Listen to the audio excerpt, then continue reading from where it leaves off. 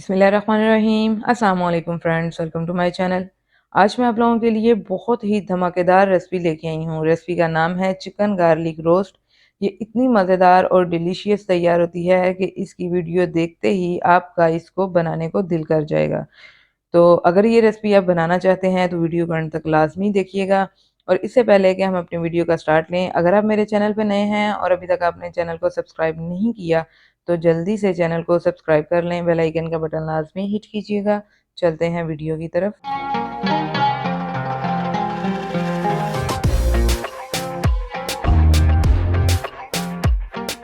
बिस्मिल्लाहिर्रहमानिर्रहीम। तो chicken garlic roast बनाने के लिए सबसे पहले हम अपने चिकन को मैरिनेट कर लेंगे। मैंने यहाँ पे 600 ग्राम चिकन लिया है बोनलेस, और इसकी इस तरह कटिंग कर ली है। चिकन के पीसीज आपने ना ज़्यादा छोटे करने हैं और ना ही ज़्यादा बड़े हों। मैं यहाँ पे बोनलेस चिकन इस्तेमाल कर रही हूँ, आप चाहें तो विद बोन भी यूज़ कर सकते हैं। अब हम इसकी मैरिनेशन स्टार्ट करते हैं। सबसे पहले इसमें हम शामिल करेंगे 1 टेबल स्पून भर के लहसुन अदरक का पेस्ट, 1 टीस्पून नमक शामिल करेंगे, हाफ टी स्पून हल्दी पाउडर और 1 अदद लेमन का जूस शामिल करेंगे। इसकी मैरिनेशन में बस हमारे इतने ही इंग्रेडिएंट जाएंगे। अब इनको अच्छे से आपने चिकन के साथ मिक्स कर लेना है। जी, तो तमाम मसाले हमारे चिकन को बहुत अच्छे से लग चुके हैं। अब हम अपने चिकन को 1 घंटे के लिए मैरिनेट होने के लिए रख देंगे। अब हम क्या करेंगे कि चिकन गार्लिक रोस्ट का मसाला तैयार कर लेंगे, जिसके लिए सबसे पहले हम मिक्सी में 1 टीस्पून साबुत काली मिर्च शामिल करेंगे, 1 टीस्पून ही साबुत ज़ीरा जाएगा, 1 टीस्पून साबुत धनिया, 2 टीस्पून इसमें हम पेपरिका पाउडर, जिसे हम कश्मीरी लाल मिर्च भी कहते हैं, इसका इस्तेमाल करेंगे क्योंकि ये सिर्फ कलर के लिए इस्तेमाल की जाती है। हाफ टी स्पून इसमें हम दूसरी लाल मिर्च शामिल करेंगे और हाफ टी स्पून ही नमक शामिल करेंगे।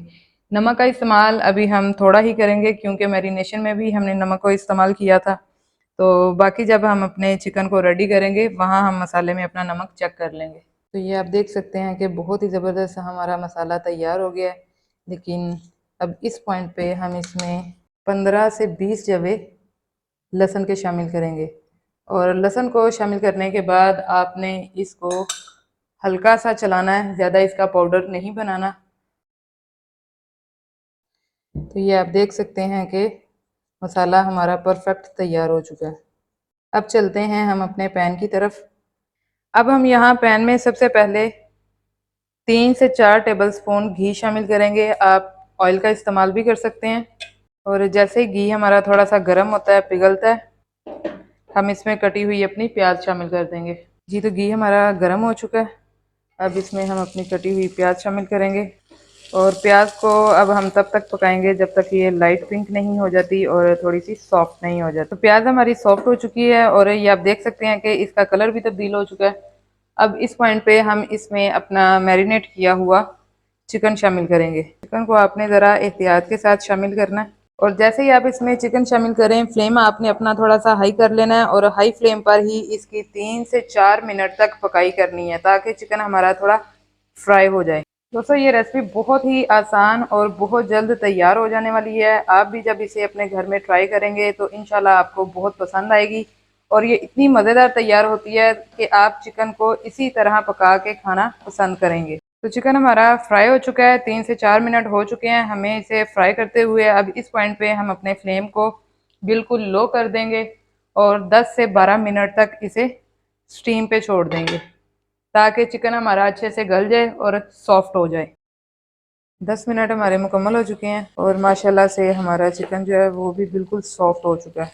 ये आप देख सकते हैं कि चिकन का कलर जो है वो ब्राउन होना स्टार्ट हो चुका है। अब इसमें हम अपना पिसा हुआ मसाला शामिल करेंगे और अच्छे से इसको बोटियों पे लगा लेंगे। तो ये आप देख सकते हैं कि माशाल्लाह से मसाला हमारा तमाम बोटियों को बहुत अच्छे से लग चुका है। लेकिन अगर इस पॉइंट पे आपको लगे कि मसाला आपका थोड़ा सा स्टिकी है तो 2 से 3 घूंट आप इसमें पानी शामिल करके अच्छे से मिक्स कर सकते हैं। फ्लेम आपने इस पॉइंट पे अपना मीडियम टू हाई कर लेना है क्योंकि अब हम इसको सिर्फ फ्राई करेंगे और जो हमने इसमें पानी शामिल किया है उसको अच्छे से ड्राई कर लेंगे।